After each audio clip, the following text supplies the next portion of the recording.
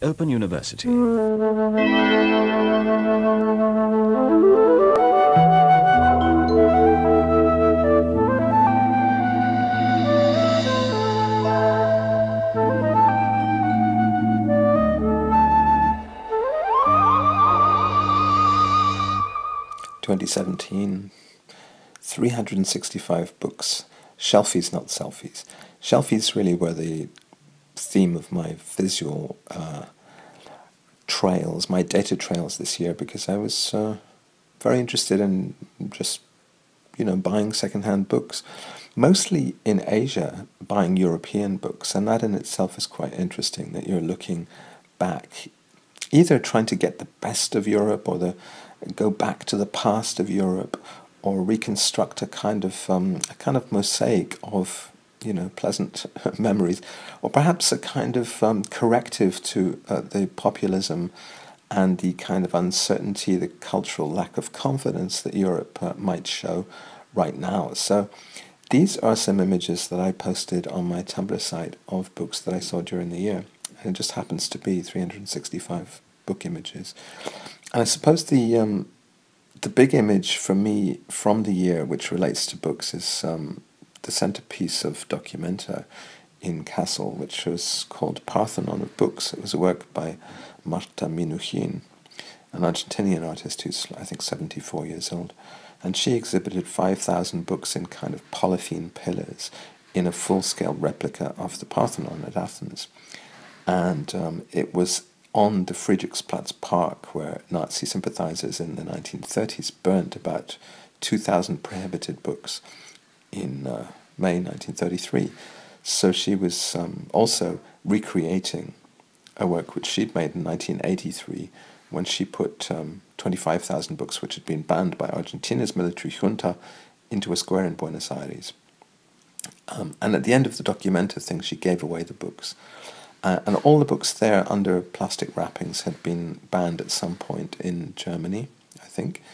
And but they were also the kind of books that I'm interested in, because there's almost an element of the end of Truffaut's Fahrenheit 451, based on Ray Bradbury's book of the same title, which is that we're almost in an era where some of us have to retreat into the forest to memorize books, because this humanist culture, represented by paperback books and by the books of Europe from the 19th and 20th centuries mostly, is endangered by a kind of ADD culture, which is represented by the Facebook feed, by targeted advertising, by the surveillance that digital tools allow the authorities to have over some big companies. And the book is somehow refreshingly analog. There's no advertising in a book except for, the very back pages. The publisher will actually advertise the catalogue. So I find that increasingly appealing, the same way that people find going back to buying vinyl records appealing. There's something pleasantly tangible about them. But also because there is this sense of endangerment, this 451, the burning temperature of books. Books are again being burned. You can no longer refer to certain books and ideas, in public. And so I guess this is my Parthenon of books, and these are the kind of things that I'm collecting just now. Ironically, I'm actually having to go back at the end of this year to Europe. And so my Asian stay, which I've been vaunting in these videos as, Asia is the future, Asia's where it's all at, all that stuff, is kind of, in a way, you could see now in retrospect that me collecting all these European books was a preface to me returning to Europe itself. But of course I won't be returning to that particular Europe, which is mostly a musty second-hand bookshop Europe. You also have to talk about how Asian bookstores actually filter the kind of books. I mean, often it's high-end cultural export type books. A lot of the best culture is kind of propaganda, and has been in the post-war period of European culture. It's been Germany, for instance, doing the New Wave cinema, or the French Nouveau Roman, which I've been very much involved in this year, rereading Nathalie Sarraute and Michel Butor and people like that. These great cultural flourishings were kind of a way for Germany and France to say, listen, we've got over the war, we have our own culture, which is a a high-level pacifistic culture, a left-wing culture. Please forget that we were Nazis or whatever, or please don't agree with Adorno when he said there could be no more poetry after Auschwitz, This was an attempt to re-establish themselves on the map. The same thing with Japanese cinema, for instance, in the 60s when they won a lot of prizes at international film festivals.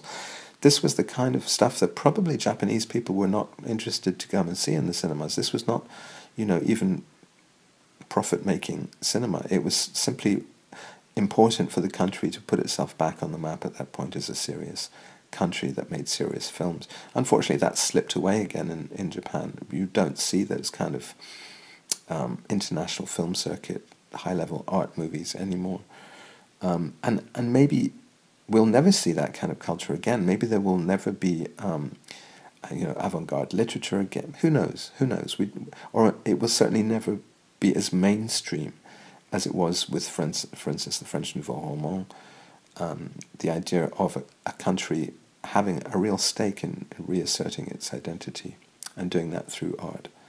So I guess, obviously, it's steeped in nostalgia for me when I go into these bookstores, like the bookstore next to David Bowie's old house in Berlin, which is run by a very elderly couple. The bookstore, the Old Lady bookstore that I was going to in Osaka. I worry that these places will vanish as soon as these people die, or as soon as the rents go up, whichever is the sooner. I mean, in Seoul, the best bookshop that I found was right in the City Hall underground shopping arcade, right next to the City Hall Plaza. And that has already gone. It's disappeared in the course of 2017. And that was, again, run by an eccentric old man. Or the place in Nakameguro, which is so stuffed with books, a lot of them art books from Europe, that you can't even get in, and you have to sort of point through the window, and the guy will try to mountaineer across his alpine range of books and get you what you asked for. But actually, he most of the time he just can't be bothered. I think he's slightly disabled and strange. His wife kind of helps out with the store. He might be gone in a year as well, and that place will go as well. I found a great bookstore in Tokyo this time, which is called Kono Books, which has really fantastic collections, very cheap again, of French, German, and British books. And I also found that Tamura in Jimbosho became my favorite second-hand bookstore in Tokyo, and has a big stack of cheap 100 yen paperbacks at the top of the stairs going up to the foreign language section. So it's me it's I often think of this line Kafka came up with, which was reveling in the grass. Reveling in the grass, he noted something in his diary that he woke up from a nap, a kind of siesta in the afternoon, and he had heard two ladies outside. One said to the other, "What are you doing, my dear?" And the other said, "I'm reveling in the grass." Just something so simple that Kafka could almost not imagine people being that delighted by something so ordinary and simple. And it's the idea that happiness is elsewhere, happiness is over there. It's accessible not to us but to others, which is a very Kafkaesque idea. That heaven, paradise is for others, or maybe it is for us, but the door is closing before we can get through it. So in a sense, these books are to me a closing door on a culture which might have represented a happiness in another era, maybe the era of my parents. I think there was something kind of, not Oedipal, but a kind of envy of the culture of older people, or it's connected to my idea of super-legitimacy, which is the idea that things in certain times and places really make sense to people, that they believe in the authorities, they believe not just in the power authorities, but in the charismatic authorities. And of course, culture is famously soft power. It seduces you. It's the siren's song which seduces you into conforming, to the values and norms of the society. It makes you do so with love, rather than forcing you. Like the wind and the sun, Aesop's fable. It's the sun warming and seducing you that can make you take your coat off when the wind is raging and can't do it. So, in a way, these books... See, I kind of hate modern books. I hate the fact that they look all the same to me. They have this plasticky kind of cover texture. I love these old books which are just really pure paper, even when they are covered with plastic and sort of barcodes and things like that. I like that because it allows me to revel in somebody else's grass, if only by, at a distance and by extrapolation, by some kind of empathy. So books, in a sense, we talk about shelfies and we talk about selfies. It's the model of the selfie. When I take a selfie, which I continue to do, and I really enjoy doing, it's mostly me photographing second-hand clothes, which again is this thing of getting into somebody else's culture, almost sneaking in, sneaking these clothes on, wearing Asian people's clothes or old ladies' clothes or the clothes of the fish workers down at the fish market, without the smell, hopefully. But it is this similar thing of packaging a book, that books, in these photographs, they're obviously very important to me as physical objects. And a book jacket, if it's well done, is giving you some kind of outward and visual representation of what it's inwardly doing, what it's talking about, what it's trying to endorse and represent. So same thing with clothes, in a sense. We have the text of a human being is obviously how his brain works, or her brain, how they think and feel and react to the world. We're always, I've been thinking about this recently actually, we're always parole. That Saussure had this idea, Ferdinand de Saussure, this idea of langue and parole. Langue is the potential of language, just as a kind of system to say and put together thoughts and ideas. Parole is the way it's actually enacted. It's actual speech acts, it's actual sounds that language makes when you speak language. So, in a way, like, that's the distinction between theory and practice, if you like, or also between essences and existences. That Platonic idea that we have essences is kind of balanced against the idea that we only really can find our essences by acting in the now, in the here and now, and by finding things, these kind of random objects or random people that we kind of cross paths with that come to define us. So, I'm obviously, I'm on both sides of that. It's not really an opposition, it's not either or.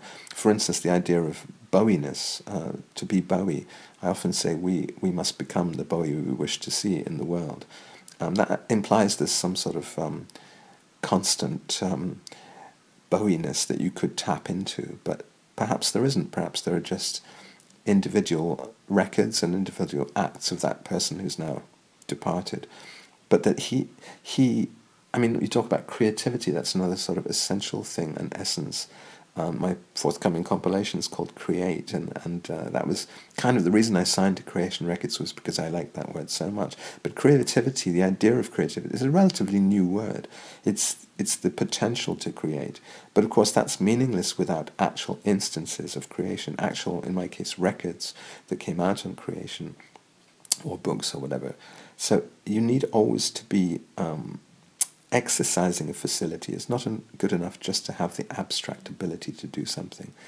So a book that's actually been published is something that's been, it's an instance, it's a parole in that sense, that it's an object which is an act that's been put together by publishers, by manufacturers, by writers. And it expresses the values of a culture that it comes out of. But it also in some ways transcends those values, or you can create a beautiful dream, a sort of parallel world. I mean, I sometimes think that when I'm putting my outfits together, which get increasingly clownish, that I'm putting together a visual image which kind of would say to people on the street, to strangers mostly on the street, hey, I come from a parallel world where things are actually a little bit more weird and interesting.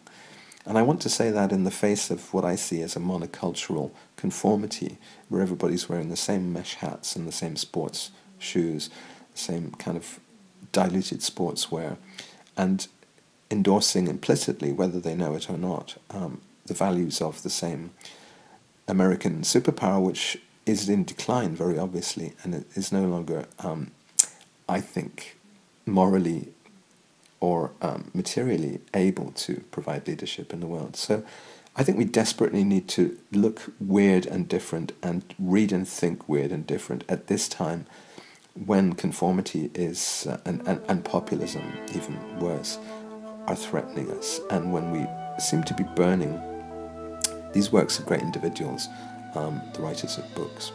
That's my year. It's been a year of books. It's gone up in smoke now. Let's see where it goes in 2018. Have a happy New Year and holiday season.